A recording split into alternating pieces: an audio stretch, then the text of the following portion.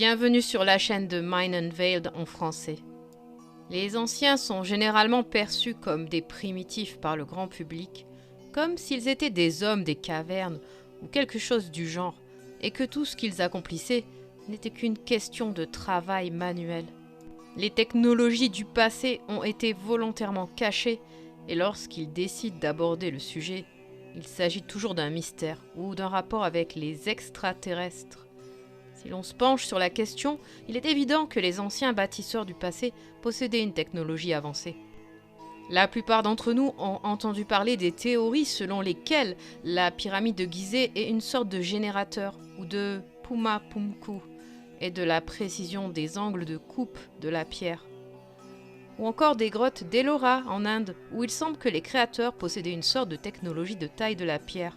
C'est comme si c'était simple pour eux. Sinon, pourquoi passerait-il autant de temps à décorer avec des détails ornementaux? On ne voit rien de tel dans les constructions modernes. Et si c'était le cas, ce serait avec des matériaux bon marché. Les deux principales théories sont que ces objets ont été construits par des extraterrestres ou par des ancêtres évolués. La croyance des extraterrestres n'est en fait qu'un fétiche de science-fiction qui est un concept relativement nouveau pour la race humaine. D'un autre côté, les ancêtres évolués sont mentionnés dans la tradition de nombreux philosophes et mythes anciens. Ce n'est pas une idée nouvelle, le concept de l'Atlantide, de l'âge d'or et du déluge est à la base de presque tous les mythes anciens. Il est possible de trouver des références à des technologies avancées dans les traditions anciennes du monde entier, mais nous y reviendrons dans un instant. Je suis sûr que beaucoup sont prêts à accepter que l'Atlantide était une réalité, mais beaucoup n'ont jamais envisagé que cette technologie ait pu exister dans notre culture bien plus récente que ce que nous sommes amenés à croire. Le chercheur Graham Hancock daterait cette culture du Drias récent, il y a environ 12 000 ans. Et si ce n'était pas si loin, plutôt 1000 à 2000 ans, et que cette technologie s'est perpétuée jusqu'à notre époque moderne, rien de cette technologie n'est nouveau. L'histoire de nombreuses technologies modernes est fabriquée de toutes pièces, comme celle de la photographie, des avions, de l'électricité et même les ordinateurs. Mais la technologie dont nous disposons aujourd'hui n'est qu'un bébé par rapport à ce qu'utilisaient les anciens. Les anciens possédaient une puissante technologie EMF, ce qui veut dire Electromagnetic Field, champ électromagnétique. Ils utilisaient l'énergie libre de l'éther et avaient la capacité d'accéder à d'autres dimensions. L'éther était communément accepté par la science jusqu'à il y a une centaine d'années. Puis l'atomisation s'est emparée de notre pensée. La tentative d'expliquer tout ce qui se trouve dans la nature par une substance mesurable. C'est aujourd'hui une hérésie de mentionner l'éther ou l'énergie libre en science. Vous seriez ridiculisé et perdriez très probablement votre poste si vous adoptiez cette position sur le plan professionnel. Cette vidéo va expliquer comment l'histoire a été délibérément déformée, comment elle a été réécrite par les vainqueurs, et comment les villes les plus célèbres que nous habitons aujourd'hui appartenaient à une civilisation avancée il y a environ 300 ans. Une civilisation qui possédait des technologies EMF avancées. Nous passerons en revue l'histoire de l'électricité officielle, l'atomisme et l'antiscience, et les technologies avancées du passé. Une histoire déformée. Commençons par l'Atlantide, qui semble être un bon point de départ pour la plupart des gens. Il y a beaucoup de gens qui sont tout à fait d'accord pour explorer ce concept. Même les médias grand public en font la promotion. Il pourrait s'agir de la théorie des anciens extraterrestres selon laquelle l'Atlantide était en réalité une cité extraterrestre. D'autres pensent à l'Atlantide telle que Graham Hancock la présente. Et le problème, c'est que je sais que Graham Hancock n'est pas exactement le courant dominant. Et je dis que des millions de personnes se penchent sur ce type de travail et sont complètement fascinées et peuvent tout à fait accepter qu'il s'agit d'une réalité possible. Mais le problème, c'est que ces idées selon lesquelles l'Atlantide a été construite il y a 20 000 ans ou quoi que ce soit d'autre sont toujours conformes à l'idée que l'histoire dominante est tout à fait valide. Ces structures sont le résultat de dizaines et de milliers d'années d'érosion, comme si un être humain sur Terre avait vécu assez longtemps pour valider ce point. Cela suppose toujours que l'histoire de la Sumérie, de l'Égypte, de la Grèce et de Rome s'est déroulée comme le suggère le courant dominant, mais qu'elles ont été développées longtemps après l'Atlantide. En fait, je pense que c'est vraiment bien qu'il parle de ces choses, parce que nous commençons lentement à nous représenter les anciens d'une manière différente. Nous acceptons que nos ancêtres étaient des sauvages, parce que cela nous permet de nous sentir mieux dans notre mode de vie actuel. L'idée que l'histoire récente a été manipulée n'est pas vraiment une idée partagée par le grand public. Elle a récemment gagné du terrain, mais elle n'est pas encore largement connue ou comprise. Beaucoup de gens connaissent l'Atlantide, mais peu se sont penchés sur l'idée de la Tartarie, de l'histoire alternative des États-Unis, des technologies éthériques des 300 dernières années ou sur l'idée que des contrôleurs sont à l'œuvre. L'histoire est écrite par les vainqueurs. Il m'est impossible d'expliquer tout en une seule vidéo, et il s'agira donc plutôt d'un résumé qui nous permettra d'élargir le sujet pour qu'il soit compris par un plus grand nombre. En bref, aux États-Unis, il existait une civilisation humaine avancée qui construisait une architecture avancée et des technologies d'ondes éthériques. Ils utilisaient des dispositifs de collecte de l'électricité statique atmosphérique sur l'ensemble des bâtiments. On parle là d'une civilisation qui a existé globalement il y a environ 300 ans, puis tout d'un coup la nouvelle Église a pris le dessus, l'anti-Église de la science et de la raison. La même raison qui a conduit à la propriété, aux banques, à l'ego et à l'autodestruction. Vous m'entendrez parler de cette ancienne église, et je voudrais juste clarifier les choses pour ceux qui ne connaissent pas encore la chaîne. L'histoire moderne est un mouvement de civilisation d'est en ouest. J'essaierai d'avoir des annotations sur lesquelles vous pourrez cliquer et qui vous amèneront à des vidéos sur notre chaîne avec plus d'explications. Mais en gros, il s'agit de l'escroquerie de l'histoire. Cela n'explique pas pourquoi il existe des similitudes globales entre les cultures du monde entier. Nous avons tous développé des concepts similaires en matière de langage, de lignage, de chamanisme, d'agriculture, d'architecture, d'art et de danse. La théorie de l'isolement est largement acceptée, ce qui signifie qu'aucune de ces anciennes cultures n'a communiqué avec une autre. Mais il est évident que l'idée d'une civilisation ancienne mondiale a refait surface récemment grâce à des personnes comme Graham Hancock, Brian Forrester et bien d'autres. De sorte que l'idée de l'Atlantide balaie complètement la théorie de l'isolement et l'histoire dominante. Et cela reste un non-sens au regard des normes scientifiques modernes enseignées dans les écoles et les universités. Accepter ou même explorer ces idées détruit tout ce que l'académie moderne enseigne. Les livres d'histoire devraient être réécrits. Toute notre compréhension de la réalité serait un mensonge, et c'est tout simplement trop pour la plupart d'entre nous à l'heure actuelle. Nous sommes nombreux à pouvoir admettre que l'Atlantide a existé, et qu'elle a été détruite par une inondation majeure, une remise à zéro. Et selon Graham Hancock, il y a environ 12 000 ans. Que s'est-il passé après la chute de l'Atlantide ? Il y a eu un cataclysme mondial, un déluge qui a consumé la plus grande partie du monde. Puis il y a eu des survivants qui ont conservé la connaissance des sciences et des principes de la civilisation de l'âge d'or. Ces personnes savaient que le cataclysme allait se produire, peut-être grâce à la connaissance des étoiles ou à la divination. Et ils ont été sauvés, comme dans l'histoire de Noé. Un groupe de survivants a débarqué en Irlande et dans le nord de l'Espagne. Je recommande aux personnes qui ne connaissent pas encore ce sujet de consulter Irish Origins of Civilization de Michael Tsarion. Il explique les anciennes racines étymologiques irlandaises celtiques de toutes les langues, la suppression de l'histoire irlandaise et la diabolisation des cheveux roux. J'en parle dans la première vidéo que nous avons publiée, mais si vous cherchez la définition gaélique de Tartare, plus le livre est ancien, mieux c'est. Vous trouverez une référence à un soldat irlandais qui s'est battu en Extrême-Orient. L'histoire dominante affirme que les peuples celtes sont venus de l'Est, de la Mongolie, et se sont installés en Irlande, ce qui est attesté par les Romains. Ils ont essayé de décrire ce peuple celte comme des sauvages. Je soupçonne que tout cela fait partie de l'histoire tordue qui nous est donnée par les manipulateurs de l'histoire. Il s'agit d'un mensonge qui vise à cacher l'origine des sciences des Grecs et des Romains. Les Grecs et les Romains ont été inventés par les contrôleurs, peut-être les Jésuites. Il n'est pas difficile de découvrir que Joseph raconte ce qui s'est passé. En fait, Joseph, l'un de nos historiens les plus célèbres, était un traître jésuite. Il a aidé ces parasites à prendre le pouvoir. Il a été récompensé par des richesses et un statut élevé. Les guerres romaines étaient en fait la prise de contrôle par les jésuites de la vieille société ou de la vieille église irlandaise d'Iesa. L'histoire romaine et l'histoire grecque sont des excuses frauduleuses pour expliquer l'histoire ancienne de l'époque où toutes ces anciennes architectures ont été développées.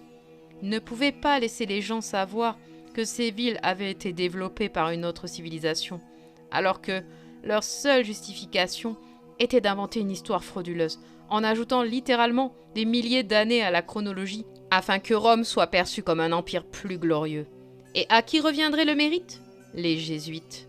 La prise de contrôle de Rome par les jésuites a permis la falsification de toutes les écritures et le vol littéral de la Bible par les personnes qui l'ont élaborée. Pour le grec, vous pouvez voir que les auteurs anciens ont écrit sur les civilisations anciennes et ont écrit sur les hyperboréens. Puis Origène contre Celse est apparu, et Origène jette à la poubelle tous les anciens écrits des Grecs anciens. Et il dit fondamentalement que l'antiquité des Juifs est plus importante. Nous n'avons même pas les écrits de Celse, car ils ont été détruits. Tous les livres de l'Antiquité, ceux qui n'ont pas été publiés par la Nouvelle Église, ont été détruits. Imaginez la quantité de connaissances perdues lors de l'incendie légendaire de la bibliothèque d'Alexandrie. Lorsque je parle des Grecs et des Romains, je parle de l'histoire dont nous sommes nourris. L'histoire que nous connaissons des Romains qui étaient des bâtisseurs extraordinaires et des Grecs qui étaient à la base de la pensée rationnelle et de la science n'est qu'une façade. Ces villes datent d'une époque beaucoup plus récente.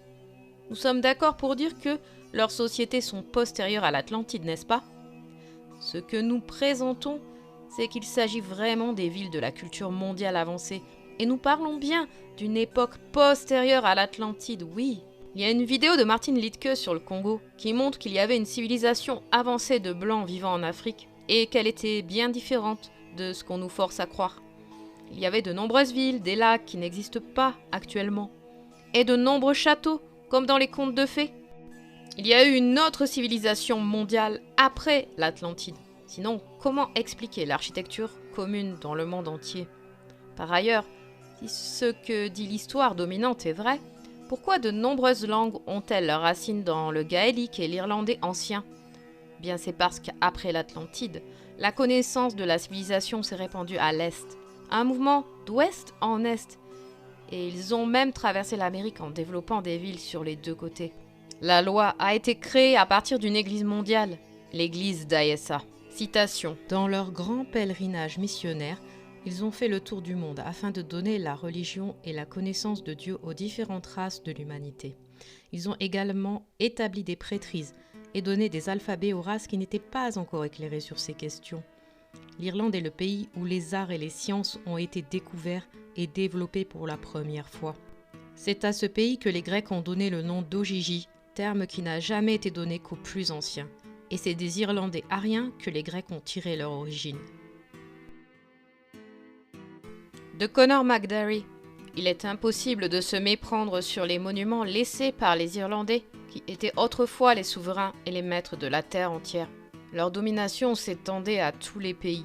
Elle était mondiale. L'Irlande a été la première maîtresse des mers. Elle a été le premier et le seul empire mondial jamais connu, car il était spirituel. Son étendue dépassait celle que les Perses, les Grecs, les Romains ou les Moghols ont jamais atteinte. Et les vestiges de leurs œuvres, où qu'ils se trouvent, présentent une similitude indéniable de forme et de caractère. Ils sont énormes, immenses, conçus et réalisés selon un plan si vaste qu'il impressionne l'esprit de l'homme d'aujourd'hui. Ces vestiges s'étendent de l'Irlande, le long de la côte atlantique de l'Europe, à l'Afrique, le long de la mer Méditerranée, à l'Égypte, à l'Inde, à la Chine, à Java, à Tahiti et aux îles Carolines dans l'océan Pacifique Sud. Sur le continent américain, nous trouvons la tour ronde près de Newport, RI, qui témoigne de son origine irlandaise, et les grands monticules pyramidaux des vallées de l'Ohio et du Mississippi, les temples en ruine du Yucatan et du Mexique, ainsi que des vestiges similaires en Amérique du Sud, sont autant de preuves de leur travail. Tous ces vestiges ont la même origine et établissent sans l'ombre d'un doute que les Irlandais ont été les premiers véritables découvreurs de l'Amérique et qu'ils ont établi la civilisation sur ce continent occidental. C'est la tradition fondée sur ce qui a donné espoir et encouragement aux aventuriers ultérieurs. Le nom même de Dieu chez les Indiens de notre pays était un nom irlandais dérivé de ces missionnaires et explorateurs des siècles avant la naissance de Christophe Colomb ou d'Éric le Rouge. L'un des noms irlandais de Dieu est Man, et Manita est le mot irlandais pour saint. Le nom indien de Dieu était Manitou, le saint. Les Indiens avaient également un autre nom pour Dieu, lui aussi irlandais. Il s'agit de Manabasha, le dieu soleil. Il s'agit d'un mot composé de la racine man, saint, et basha, des vaches du taureau, pratiquement le même que Baal, le dieu soleil irlandais. Ce nom signifie donc le saint donneur de vie ou le saint créateur. Quiconque connaît la langue celtique reconnaîtra immédiatement ce fait, de même que tous les étudiants compétents en philologie. La plupart des gens n'en sont pas conscients parce qu'il s'agit d'une histoire étouffée ou parce qu'ils pensent qu'il s'agit d'une sorte de nationalisme. Cela n'a rien à voir avec cela.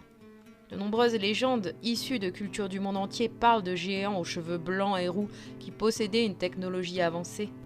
Le moyen le plus efficace de détruire les gens est de nier et d'effacer la compréhension qu'ils ont de leur histoire. George Orwell, auteur de 1984. Par exemple, le dieu roux barbu et à plumes Quetzalcoatl, sculpté dans la capitale Olmec, est appelé Oncle Sam, avec un grand nez et une barbe d'apparence largement sémitique, qui serait arrivé d'une île de l'autre côté de la mer, disparue après un grand déluge. J'ai une vidéo sur les liens entre les Irlandais et les Phéniciens. Mais ce n'est pas la même chose. Les Phéniciens sont une sorte de culte obscur issu des druides celtiques qui a ensuite évolué vers l'adoration de Baal ou Saturne. Probablement celui qui provoquait tous ces cataclysmes. En fait, ces cataclysmes ont commencé à se produire parce que les dieux se sont mis en colère. La sagesse avait été ramenée sur Terre et l'unité avait été réalisée dans le domaine matériel. C'est ce que racontent les évangiles gnostiques. Il y a eu une scission entre l'ancienne église, l'église de Aessa, et la nouvelle église, l'adoration de Baal ou le matérialisme. L'ancienne église était une utopie basée sur l'ancien âge d'or de l'Atlantide. Elle était fondée sur la loi naturelle et sur la recherche de la sagesse. L'église de Aessa louait toujours le soleil, mais c'était une analogie de la beauté du Dieu invisible. La nouvelle église de Baal s'est développée pour devenir l'Empire romain. La confusion vient du fait que nous datons les Phéniciens d'il y a environ 4000 à 5000 ans dans l'histoire générale, alors que les Phéniciens ne sont qu'un nom de couverture pour une branche spécifique des anciens Juifs qui ne sont pas si anciens que cela. Ils datent d'une époque récente, peut-être de 500 ans. Cette nouvelle église secrète vénère un dieu démoniaque, le dieu fou de la Bible, Jéhovah, ou Saturne, Baal. Mais au fur et à mesure de leur montée en puissance, ils ont pris le contrôle des médias, la presse, et ont commencé à promouvoir la compréhension exotérique de la Bible pour les masses, ainsi que le point de vue athée et frauduleux du monde qui nie complètement Dieu, appelé science. L'Église frauduleuse de Rome, contrôlée par les jésuites catholiques, voulait adorer le Dieu à l'origine de la catastrophe afin d'en maîtriser les effets. C'est l'histoire de la bataille de Jérusalem. Les anciens juifs ont été remplacés par de nouveaux juifs. Je vais m'arrêter un instant et ralentir, car si vous êtes novice en la matière, vous vous demanderez peut-être de quoi je parle. Surtout les personnes qui ont peur de l'idée des contrôleurs de l'ombre ou des Illuminati. Pourquoi les Phéniciens ou autres voudraient-ils s'emparer du monde en volant cette église ? Eh bien parce que cette ancienne église était le pouvoir spirituel de l'ancien monde. Ils ont voyagé à travers le monde pour civiliser le monde entier, comme je l'ai mentionné dans Donnelly's Atlantis. Si vous pensez que l'histoire de l'Atlantide est vraie, alors Donnelly's Atlantis a été l'un des premiers livres importants sur le sujet. Celui qui domine l'Église domine le monde, littéralement. Ainsi, lorsque je parle de Phéniciens, j'ai une définition différente de celle du grand public, et ce n'est pas une phrase simple, alors soyez indulgents avec moi.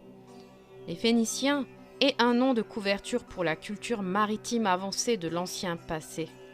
Ce nom a été créé par la nouvelle église de Rome pour cacher l'histoire de l'ancienne église de Aessa, qui est devenue ce que nous appelons aujourd'hui les Juifs.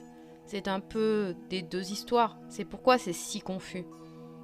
Les Phéniciens ont été les premiers à développer le langage, mais il s'agit en fait de l'histoire des anciens Irlandais. Le culte de Baal et le matérialisme ne sont apparus que plus tard. L'histoire des Phéniciens commence avec celle des Irlandais, puis une pensée parasite s'est installée et ils ont commencé à vénérer Baal. Je dis que les Phéniciens se sont développés il y a environ 500 ans, alors qu'il y avait beaucoup d'autres villes et civilisations développées par les Irlandais qui ont ensuite évolué vers leur propre culture. Pour les Phéniciens, ce sont les Irlandais qui se sont transformés en Juifs. Rapprochons-nous de l'Atlantide. Il existe un ancien manuscrit connu sous le nom d'Oera Linda qui parle de cette époque. La raison pour laquelle nous n'entendons pas parler de ce manuscrit est qu'il s'agirait d'une fraude. La véritable raison pour laquelle les universitaires du courant dominant croient cela, c'est qu'ils ne peuvent tout simplement pas accepter la datation. Oera Linda date de l'Atlantide, il y a 2000 à 4000 ans, ce qui ramènerait de nombreuses cultures à une époque beaucoup plus récente. Indépendamment de la datation, il est toujours intéressant de constater que l'Atlantide est référencée par Atlante, complètement séparée de Platon. Nous devons également garder à l'esprit l'hypothèse du temps fantôme ou les travaux de Fomenko. Et si c'est le cas, l'Atlantide pourrait avoir été créée il y a seulement 1000 à 2000 ans. Revenons à la façon dont les Irlandais sont devenus l'église phénicienne, vénitienne et jésuite romaine. Ok, pourquoi cette prise de pouvoir? Ou quel est le motif des Illuminati, n'est-ce pas? Pourquoi s'emparer de cette église si elle a éclairé le monde antique après la chute de l'Atlantide? Par Conor McDarry, le fait qu'il détienne un tel pouvoir autocratique l'a amené à se doter d'attributs divins afin de susciter l'admiration du peuple. De nos jours, les qualités de la divinité sont attribuées aux dirigeants. En Russie, en Chine, au Japon, et il n'y a pas si longtemps en Angleterre, on croyait que toute maladie qui ne cédait pas au traitement d'un médecin pouvait être guérie par un simple toucher de la main du roi ou même de son vêtement. Le chef de l'église d'État irlandaise a détenu ce pouvoir pontifical suprême en Europe jusqu'à ce qu'il soit contesté d'abord par la Perse, puis par la Grèce et plus tard par Rome, qui, lorsqu'un moment favorable est arrivé pour elle d'affirmer son indépendance, a mis en place conjointement une église et un État pour elle-même. En effet, il faut savoir que Rome était autrefois une colonie irlandaise. Le nom de Rome est un composé de deux mots irlandais. Ro signifie avant et homme qui signifie corps, terre ou tombe. Mais dans un sens mythique, il signifie avant le ciel, Ro, et la terre, Orne. Les deux signifiant ensemble le ciel et la terre, d'où la ville éternelle de Rome. Le fleuve de Rome, le Tibre, porte également un nom irlandais. Il tire son nom de Tuber, mot irlandais désignant un puits ou une source d'eau. Le Tibre est donc le fleuve de l'eau de source. Longfellow dit vraiment « Leurs noms sont sur vos eaux et vous ne pouvez pas les effacer ». Le fait est que l'Irlande a été la première puissance à coloniser les deux rives de la Méditerranée et que par conséquent, les colonies sont venues de l'ouest et non de l'est, comme nos astucieux historiens romains et britanniques voudraient nous le faire croire. Et le monde l'a cru jusqu'à présent. Mais la tromperie, une fois dévoilée, est trop claire pour que quiconque puisse s'y laisser prendre. Les enquêteurs ont suivi la fausse piste lancée par cette source et n'ont rien trouvé en Orient pour étayer l'affirmation selon laquelle les Ariens auraient migré de l'Est et colonisé vers l'Ouest. L'American Cyclopedia Art Ethnology, citée dans l'Atlantis de Donnelly, explique ceci. Bonfrey, L. Geiger et d'autres étudiants des anciennes langues indo-européennes ont récemment avancé l'opinion que le foyer originel des races indo-européennes doit être recherché en Europe, parce que leur stock de mots est riche en noms de plantes et d'animaux, que l'on ne trouve pas dans les langues des pays tropicaux et des autres pays d'Asie. Müller dit « Les nations qui sont comprises sous l'appellation commune indo-européenne, les Hindous, les Perses, les Celtes, les Allemands, les Grecs, les Romains et les Slaves ne partagent pas seulement les mêmes mots et la même grammaire, légèrement modifiés dans chaque pays, mais elles semblent avoir également préservé une masse de traditions populaires qui s'étaient développées avant qu'elles ne quittent leur foyer commun. Donnelly's Atlantis. Dans le livre de 1842, Etruria Celtica, ou Étrurie celtique, étude de la littérature et des antiquités étrusques, où la langue de ce peuple ancien et illustre, comparée et identifiée avec l'ibéro-celtique, est montrée comme étant phénicienne. L'auteur établit de nombreux liens étymologiques avec l'ancienne langue irlandaise et aborde les symboles des pièces étrusques qui sont des emblèmes irlandais courants. Citation. « J'ai examiné cette langue et je me suis efforcé de la placer sous son vrai jour en démontrant des analogies et en éliminant la notion erronée de son affinité avec le gallois, le cornique et le bas breton. Et j'ai accidentellement induit sa comparaison avec l'étrusque, qui a en effet répondu aux anticipations et aux attentes de Jackson en ouvrant de grandes découvertes dans l'Antiquité irlandaise et en dissipant l'obscurité qui cachait l'origine du peuplement primitif, non seulement de l'Irlande et des îles britanniques, mais de toute l'Europe celtique, et en déduisant leur origine des grands peuples civilisés et navigateurs commerciaux du monde, qui, avant la naissance de la grandeur grecque ou romaine, traversaient les mers et jouissaient de l'empire incontrôlé des profondeurs. » Fin de citation. Ce n'est pas quelque chose que j'ai inventé, et si vous me suivez, je vais vous présenter les différentes pièces du puzzle. Pour comprendre cette histoire alternative, il faut établir une base. Il y a tellement plus que je pourrais dire à ce sujet, mais la question qui revient le plus souvent est « Pourquoi les pouvoirs en place voudraient-ils nous contrôler ?» On ne peut même pas commencer à comprendre parce que nous sommes nourris d'une fausse histoire provenant de deux grands empires, Rome et la Grande-Bretagne. Les Phéniciens sont donc un petit groupe qui a commencé avec l'église de Ayesa dans la mer Noire, puis s'est développé en de multiples sectes, l'une étant les gnostiques et l'une des autres étant des parasites comme l'église de Baal. L'église de Baal s'est transformée en juifs, ce qui date d'une époque vraiment plus récente, lorsque les jésuites ont pris le contrôle de Rome. Ok, en quoi cela concerne-t-il l'ancienne technologie ? Alors l'histoire de l'électricité vient de ces gens qui ont pris le contrôle de Rome. Ces personnes ont délibérément caché des technologies récentes et on nous a raconté des histoires de découvertes scientifiques accidentelles. Nous ne connaissons l'électricité que depuis 200 ans. Les anciens connaissaient bien les aimants qui se forment naturellement et il serait tout à fait possible de créer un courant puisqu'ils possédaient des batteries puissantes. Le cuivre était largement utilisé par ces anciennes cultures, alors qu'est-ce qu'il y aurait de si déconcertant à ce que ces cultures récentes possèdent une sorte de technologie de champ électromagnétique avancé ? Les pyramides génèrent un champ de torsion qui accède à de multiples plans d'existence, ce qui crée de l'énergie.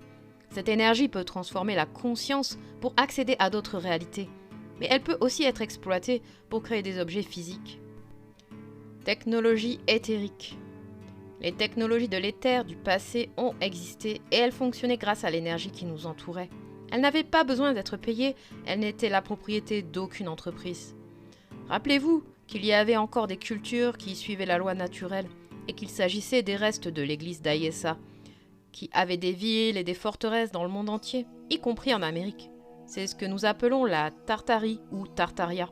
Les restes de l'église d'Ayesa, les bâtisseurs originaux de toutes ces magnifiques architectures spirituelles. Mais nous avons aussi des Juifs qui sont venus en Amérique parce que ce culte phénicien s'est produit près de la mer Noire et selon le livre des Mormons, ces Juifs essayaient d'échapper à la guerre en cours. Alors ils ont fui en suivant une étrange technologie ancienne appelée le Layona et ils ont trouvé leur chemin vers l'Amérique. Ce qui signifie que ces gens n'appartenaient pas à l'église d'Israël, mais à une époque plus tardive où de nombreux cultes se développaient. C'est une autre histoire, mais ils ont fini par atterrir à Haïti et en Amérique du Sud, aidant à développer les civilisations aztèques et mayas. Le livre des Mormons parle aussi de cette tribu de Juifs qui est venue en Amérique et qui a rencontré un autre peuple avancé et déjà habitué à sa langue et à ses coutumes. Ces Juifs n'ont pas été envoyés par la nouvelle Église de Rome, mais étaient pour la plupart des gens qui ont essayé d'échapper à la confusion qui régnait et à toutes les guerres. L'histoire de Christophe Colomb, c'est l'histoire de la redécouverte des Amériques par les Jésuites, ou l'Église, ou Rome, à travers l'Espagne. Il y a des cataclysmes constants et une lutte constante pour le pouvoir de la part de multiples parties différentes. Tant de connaissances ont été perdues et le savoir de terra firma est devenu un mythe et une légende. Je fais référence à cette nouvelle église de Rome qui n'est en fait qu'une corporation de culte Baal phénicien de la famille royale pourpre. Ils ont falsifié la plus grande partie de notre histoire. Les vrais Romains étaient l'une de ces cultures avancées de l'église de Ayesa avant le cataclysme et la prise de contrôle par les parasites.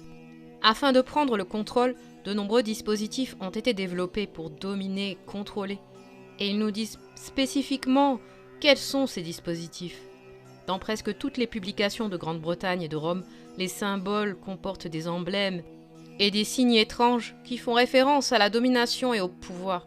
Le fasces est une arme électromagnétique utilisée par les royaux pour prendre le pouvoir. Pensez-y. Un faisceau de tiges rendrait une hache inutilisable. Citation. « Il était étrusque avant d'être romain, et il a donc une longue histoire. Lorsque Rome a commencé à basculer dans l'autoritarisme, les fasces en sont devenus le symbole.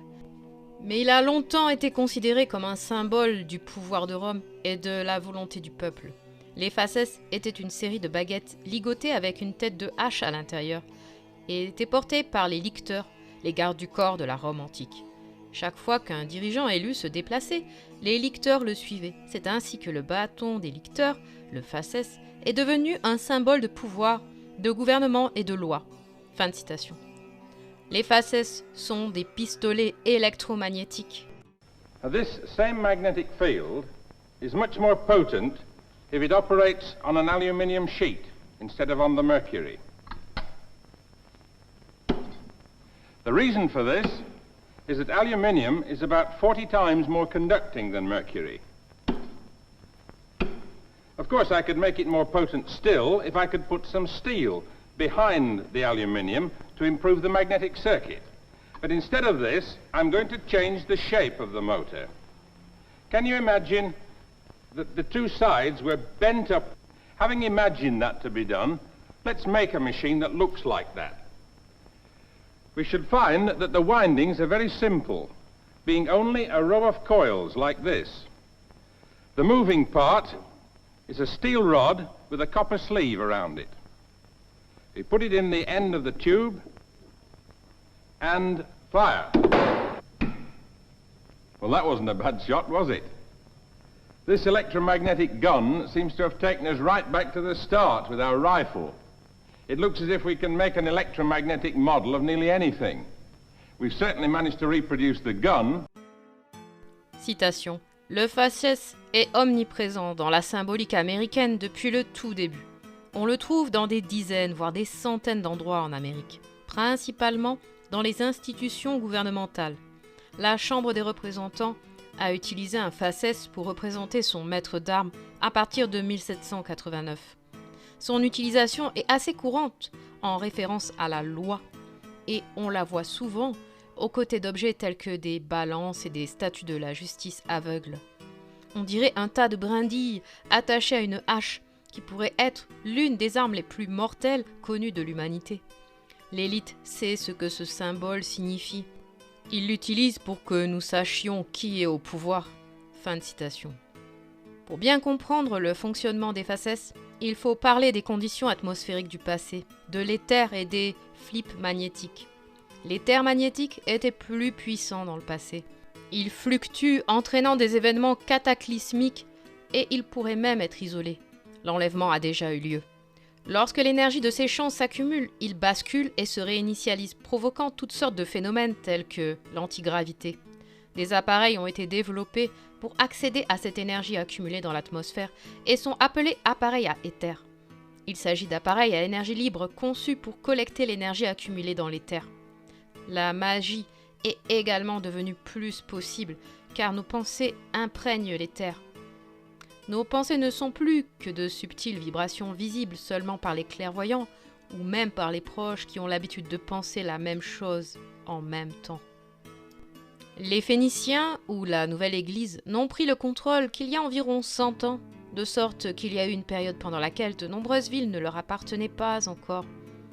Comme je l'ai dit, les villes qui sont restées sont les vestiges de l'église d'Ayesa, comme la Tartarie, et elles utilisaient une technologie avancée. Ces villes comprennent Los Angeles, San Francisco, New York, Saint-Pétersbourg, Paris, Londres et bien d'autres. Elles disposaient d'un système d'éclairage à l'éther, d'un système d'aviation utilisant des dirigeables et d'autres véhicules volants. Elles disposaient d'un système d'éclairage à l'éther, d'un système d'aviation utilisant des blimps et d'autres véhicules volants. C'est ce que sont nos églises. Elles génèrent de la puissance et de l'énergie, comme les pyramides, en utilisant des champs de torsion. par la symétrie et l'acoustique et par l'utilisation d'un transmetteur. Cette transmission peut ensuite être utilisée pour des applications quotidiennes telles que l'éclairage et le chauffage, qui sont alors alimentés par de la vapeur. Nous n'apprenons que l'histoire du culte phénicien de Baal, ou comment les jésuites ont redécouvert les sciences remplies de personnages frauduleux et d'une chronologie complètement déformée. De nombreuses histoires de découvertes accidentelles de l'électricité ne sont pas accidentelles en réalité. Il s'agit simplement d'une histoire inventée pour expliquer une technologie trouvée ou volée. Cela peut paraître fou, mais les mythes du monde entier font référence à cette technologie de l'éther. Les antiquités dans l'histoire. Dans la littérature irlandaise ancienne, Cuchulainn possédait une lance magique divine au pouvoir surnaturel, mais Cuchulainn n'était pas le seul à posséder cette lance extraordinaire.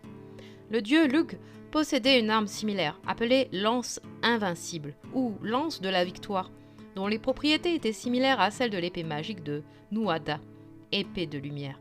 Lorsqu'elle était lancée, elle atteignait momentanément sa cible. Cette arme était l'un des 4 trésors perdus des Tuatha Dé Danann. Chez les Grecs, le mécanisme Antikythera est un ordinateur analogique grec ancien utilisé pour prédire les positions astronomiques et les éclipses.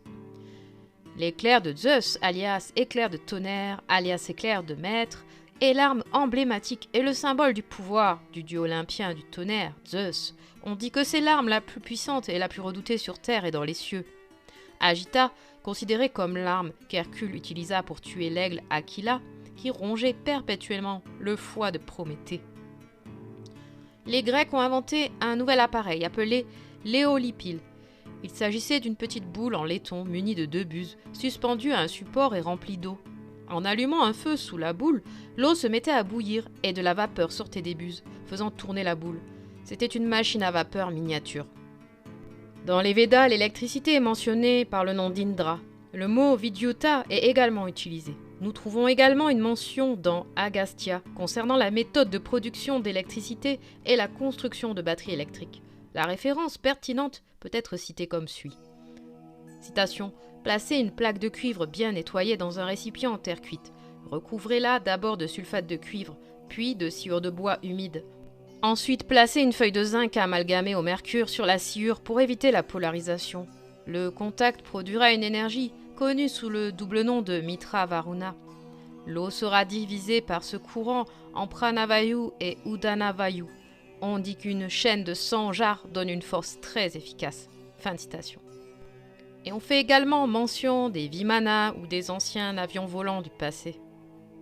Nordique, Gugnir, qui veut dire balancement, est le nom de la puissante lance du dieu Odin, et il est possible que le terme balancement signifie qu'elle émettait des ondes vibratoires qui se balançaient ou se déplaçaient de façon rythmique d'avant en arrière. Dans les mythes nordiques, le Gugnir est l'arme la plus constamment et la plus puissamment associée à Odin. Odin et Zeus sont semblables, mais pas identiques.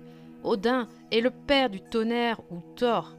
Il est le dieu de la sagesse, de la poésie, de la mort, de la divination et de la magie, le roi d'Asgard ou de l'éther.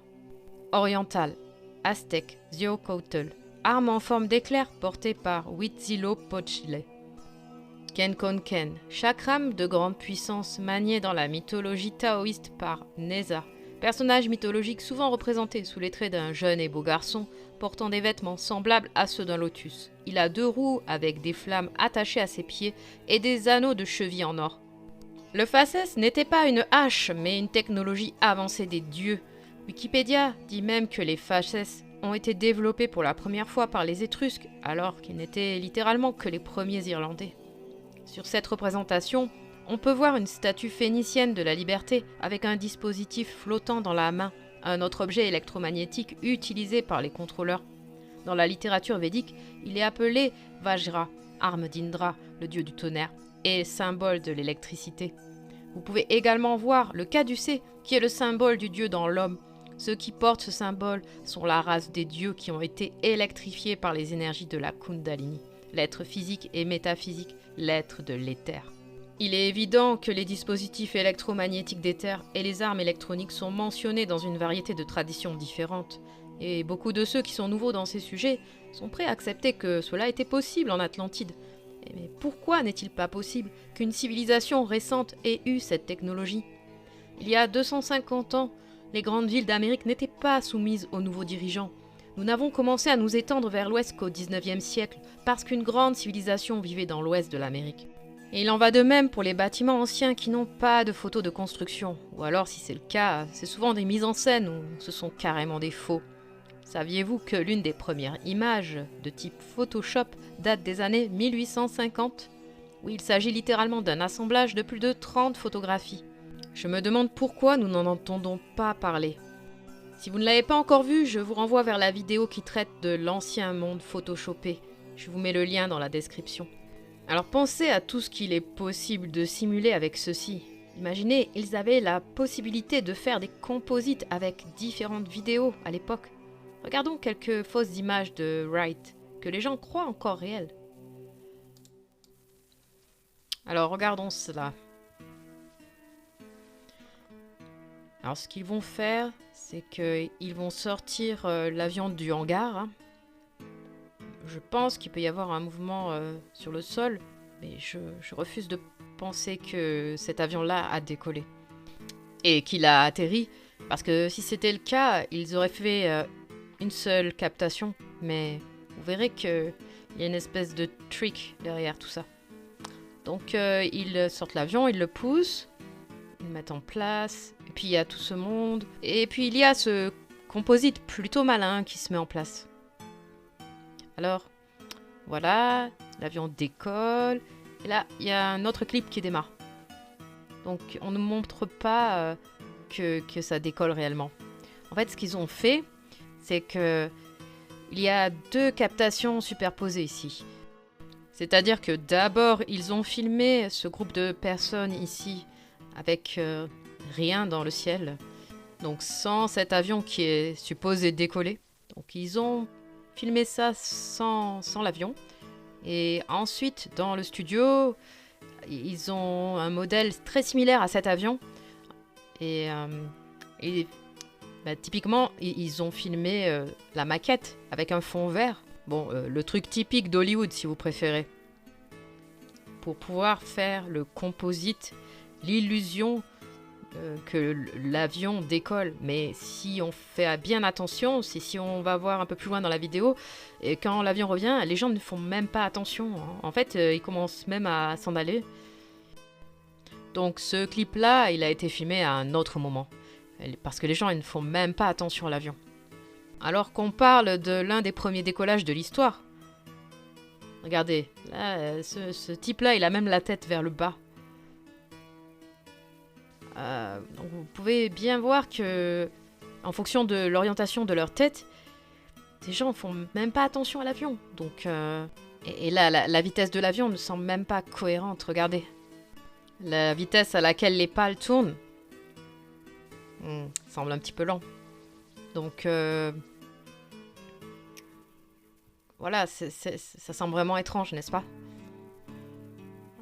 Voilà, ils ne font même pas attention à l'avion, la perspective semble fausse, et ils vont même pas montrer l'atterrissage. Donc en fait, c'est juste un film hollywoodien. Alors, c'est peut-être pas 100% évident sur ce film-là, mais on va en voir un autre. Celui-ci est moins connu, mais c'est si évident que c'est du fake. Donc voilà, à nouveau, ils sortent l'avion, ils le préparent. Et puis, regardez, c'est la même chose. On ne voit pas une seule captation depuis le décollage à l'atterrissage. Mais par contre, ce qu'on voit, c'est un trucage. Regardez. Donc ici, il y a cet appareil qu'ils utilisent et ça y est. Là, c'est le décollage, mais la captation est horrible. Et là, on voit bien que ce n'est pas quelqu'un de réel. Et quand vous regardez vraiment bien, c'est un montage horrible. Vraiment. Ce sont des poupées sur une maquette qu'on fait monter et descendre. Ils peuvent avoir fait ça à partir de plusieurs médiums, mais Bon, en fait, ils ont fait un montage à partir de 2 captations différentes.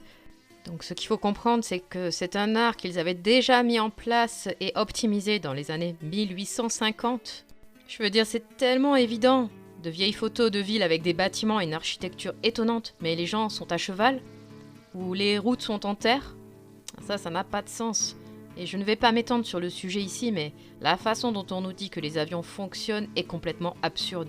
Les moteurs sont de la haute technologie du passé.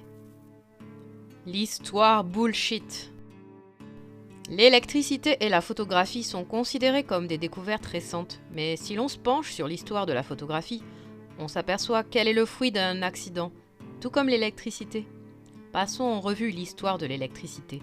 Dans les années 1700, Hauksbee a découvert qu'il pouvait créer une charge électrique visuelle à l'intérieur d'une sphère de verre sous vide remplie de mercure. Il était l'apprenti d'Isaac Newton et n'est même pas à l'origine de cette idée. Un scientifique plus âgé, Otto von Guericke, a développé le premier vide et expérimenté les phénomènes électrostatiques. Remarquez tout le symbolisme et le fait qu'il s'agit d'un autre scientifique italien. Il s'agit soit de mensonges, soit de l'histoire de la façon dont ces jésuites ont réappris les sciences. L'histoire de nombreuses inventions a été complètement fabriquée avec l'aide d'un faux scientifique créé au profit de l'Angleterre et de Rome. Notre perception moderne de l'électricité nous vient du célèbre Benjamin Franklin, qui aurait découvert que la foudre était de l'électricité. Certains pensent qu'il a découvert l'électricité, mais ce n'est pas le cas. Aucune de ces personnes n'a découvert l'électricité. Les anciens en étaient conscients, mais ils la percevaient différemment. Les bocaux de Leyde ont dit qu'il s'agit de la première batterie de base, le premier moyen d'accumuler et de conserver une charge électrique en grande quantité, pouvant être déchargée à la volonté de l'expérimentateur. Nous avons expliqué que les anciens connaissaient bien l'électricité et les charges. Beaucoup connaissaient la pile de Bagdad et l'ampoule égyptienne, mais le nom même d'électricité vient des Grecs, qui connaissaient bien l'action à distance ou l'électricité statique. Il y a une vidéo sur la chaîne de Conspiracy Are Us où il a montré quelques diagrammes de vieux bâtiments de la conférence sur le paratonnerre en 1882. Il s'agit d'un dispositif situé au sommet des maisons qui recueillerait l'énergie libre de l'atmosphère. L'énergie est ensuite stockée dans un grand bocal de Leyden. Cela signifie qu'il y avait dans la maison commune de nombreux appareils fonctionnant à l'électricité. Le courant dominant affirme que la connaissance de l'électricité statique remonte aux premières civilisations, mais qu'elle n'est restée qu'un phénomène intéressant et mystifiant, sans théorie pour expliquer son comportement et souvent confondu avec le magnétisme. Ils ont une théorie appelée l'éther, qui ne fonctionne pas avec leur modèle parce qu'il s'agit d'une substance non physique et que tout ce qui peut exister n'est que des données observables et établies. Et cela ne pourrait pas être plus éloigné de la vérité. Les anciens connaissaient donc l'électricité statique depuis des milliers d'années. Ils avaient de nombreuses légendes sur les grandes armes magiques de l'électricité. Mais ils n'ont jamais pensé à une bonne théorie, n'est-ce pas? Ouais, j'imagine. Non, mais les Grecs et les Romains connaissaient les générateurs de vapeur et les utilisations pratiques de l'électricité. Alors, ils ont juste une petite machine à vapeur sur leur bureau pendant qu'ils construisent certaines des structures les plus complexes du monde antique, c'est ça? Non, mais ce qui est encore plus ridicule, c'est comment on peut passer de l'installation de chevaux et de charrettes en Amérique à la construction d'églises à dômes massifs en l'espace de 20 ans. Ça n'a vraiment aucun sens. Vous devriez regarder la vidéo de John Levy intitulée Awakening 2020, donc le réveil 2020. Il y explique comment des bâtiments de la Philadelphia Electric Company sont mis en avant comme s'ils avaient été créés dans les années 1920. Certaines de ces cheminées pourraient être des démoléculiseurs éthériques qui pourraient transférer la matière dans le royaume éthérique et vice-versa, comme un portail. Si la plus grande bibliothèque du monde antique a pu être réduite en cendres, cela explique l'ampleur des manipulations qui ont eu lieu. Tout a été placé dans la propriété des parasites. Et tout ce qui fait allusion à l'histoire ancienne ou à la technologie avancée de l'Antiquité a été systématiquement supprimé et remplacé par des contrefaçons. C'est tout ce qu'on nous dit depuis le début des Grecs. Ce sont des contrefaçons juives, depuis Origène contre Cels, où Origène affirme que l'ascendance des Juifs est de la plus haute antiquité, alors que Cels, comme d'autres philosophes grecs anciens, a tout écrit sur les anciens ancêtres des Hyperboréens. Et à quel point ces gens étaient avancés. À une époque plus récente, les civilisations qui ont construit les grandes villes d'Amérique étaient une race avancée de peuples plus grands et maîtrisant l'art de l'électricité. Sur la vidéo des anciens géants blancs chauves, il existe des légendes indigènes qui s'y réfèrent spécifiquement. Ils ont construit les chemins de fer et se sont développés dans un royaume steampunk rempli de gadgets étonnants et de machines volantes.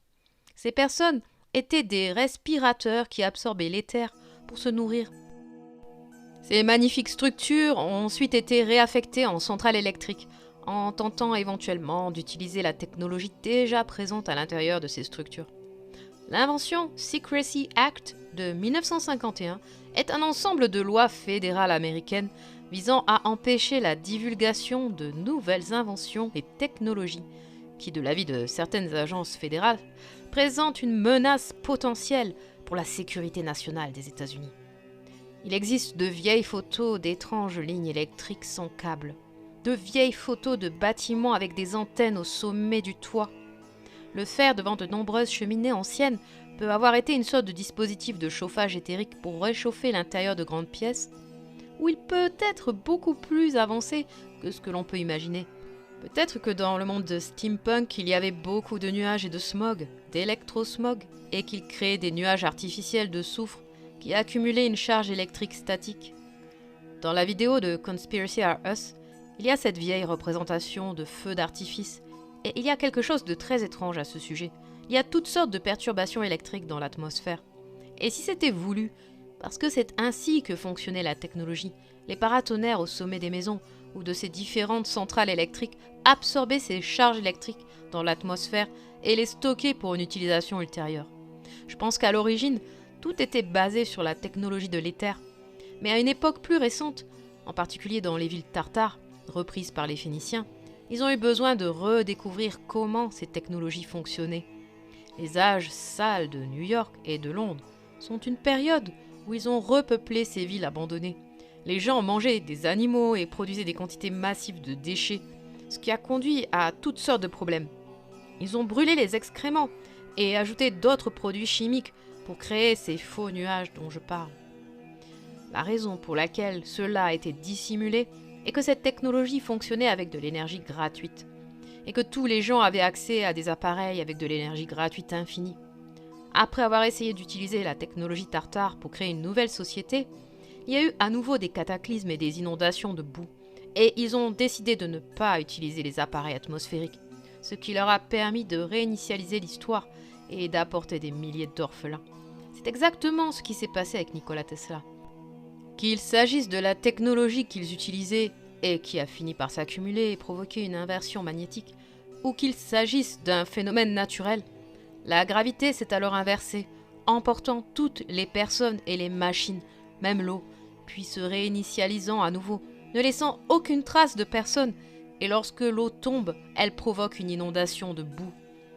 Bien, il aurait pu être intentionnel en utilisant l'un des dispositifs des dieux ou des fâchesses. Vous ne pensez pas que les anciens ont pensé à manipuler le temps ? Et nous entendons l'histoire de la façon dont notre population moderne a redécouvert comment utiliser l'électricité à l'échelle d'une ville. Les scientifiques Galvani, Volta, Davy, Faraday, Maxwell sont d'autres scientifiques orphelins qui sont allés dans ces universités traditionnelles dans l'Empire britannique ou à Rome. Et ces personnes essayaient à nouveau de redécouvrir ces secrets perdus après tous ces cataclysmes. Il s'agit soit d'orphelins promus par l'État ou l'Église, soit de personnes frauduleuses ou inventées avec peu d'images, soit d'écrits provenant littéralement d'une autre civilisation que l'on a simplement traduit et auquel on a attribué un nom. Il y a quelque chose d'étrange dans l'histoire du câble transatlantique. Notez également qu'il ressemble beaucoup aux fâchesses. Peut-être s'agit-il d'une vieille technologie et que la gravure est plus récente ? La science dominante affirme que la pile voltaïque a été la première batterie électrique capable de fournir en continu un courant électrique à un circuit. C'est la première batterie capable de fournir un courant continu à cette nouvelle civilisation ecclésiastique. L'université de Padoue est pleine de fraudes et de nombreux scientifiques de l'histoire de l'électricité sont issus de cette université. En particulier, au cours du prétendu XVIIIe siècle. Qu'est-ce qu'ils ont de si louche ? Tout commence avec Aristote. Regardez Tartaria, partie 3. Je parle d'Aristote et de Venise, et de la façon dont cette philosophie s'est imposée.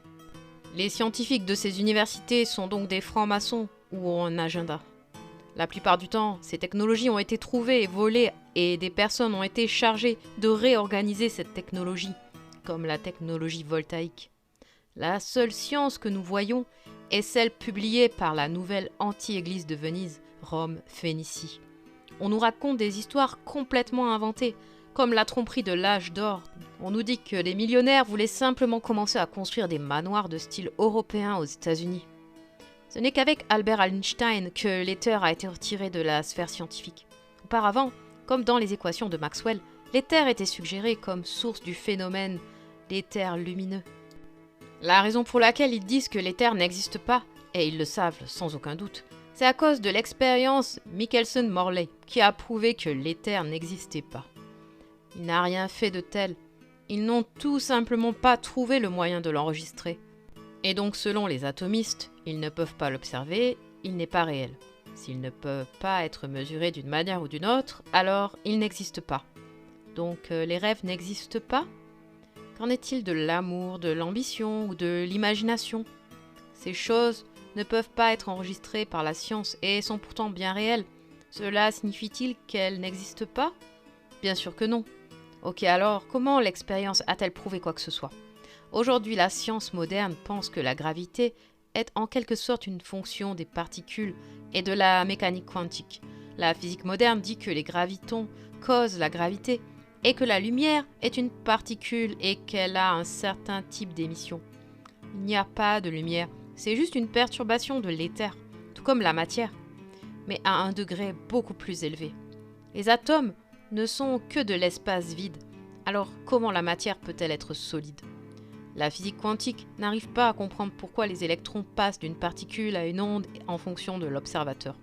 La plupart de ces concepts ne sont même pas compris par les personnes qui les ont élaborés, l'intention première étant de promouvoir ce programme d'Aristote.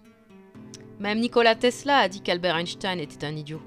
Et oui, jusqu'à ce jour, la physique moderne n'explique toujours pas l'action à distance, la lumière et le magnétisme. Elle n'explique pas les phénomènes. Elle se contente de leur donner un terme et une équation.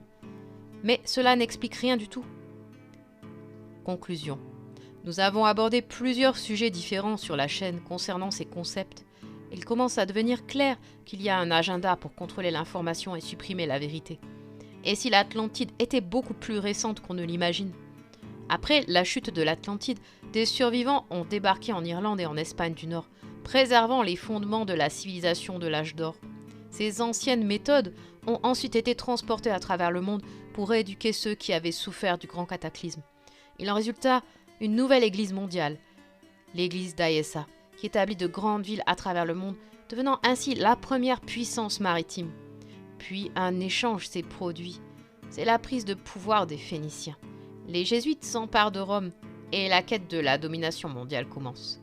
À cette époque, de nombreux cataclysmes se produisaient, contribuant au processus de la prise de pouvoir par les Phéniciens maléfiques.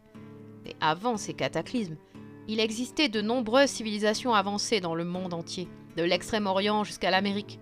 Ces civilisations possédaient des technologies avancées basées sur l'éther, étaient de plus grande taille et possédaient un système digestif différent qui leur permettait de vivre uniquement de l'éther et de la nature. Lentement mais sûrement, ces parasites phéniciens ont pris le dessus, en commençant par Rome, puis en se déplaçant lentement vers Paris et Londres, ce qui est devenu l'âge sombre et sale. Et ils possédaient une technologie qui permettait d'extraire de la charge à partir de faux nuages créés à partir d'excréments brûlés. C'est ce qui a conduit aux technologies steampunk dans un passé récent. Ces technologies créaient de l'électricité sale qui s'accumulait dans l'environnement, créant une autre réinitialisation magnétique. Puis les inondations de boue, la réinitialisation, les villes fantômes et le repeuplement des principales villes du monde. Les dirigeants ont dû recommencer à zéro la réingénierie de cette technologie. Certaines technologies ont simplement été découvertes et de fausses histoires ont dû être créées. C'est le cas de l'avion par exemple et de la photographie. J'espère que vous avez apprécié cette vidéo. Il y a beaucoup d'autres choses à couvrir et nous avons beaucoup de choses cool à venir, alors restez à l'écoute. Et faisons en sorte que nos esprits soient enfin dévoilés. Lâchez tout ce que vous pensez être vrai. Détendez votre esprit et posez-vous la question. Est-ce que je comprends vraiment ce qu'est cette réalité ?